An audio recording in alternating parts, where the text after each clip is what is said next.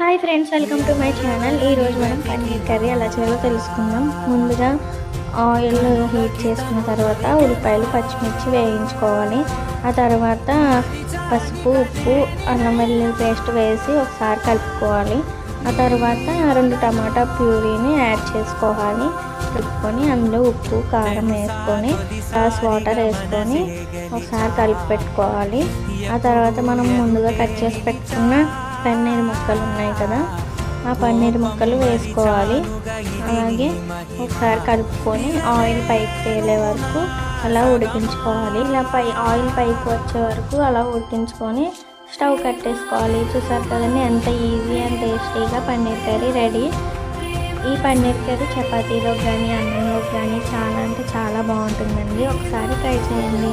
నా వీడియో మీకు నచ్చినట్లయితే లైక్ చేయండి, షేర్ చేయండి, సబ్స్క్రైబ్ చేసుకోండి. Thank you for watching.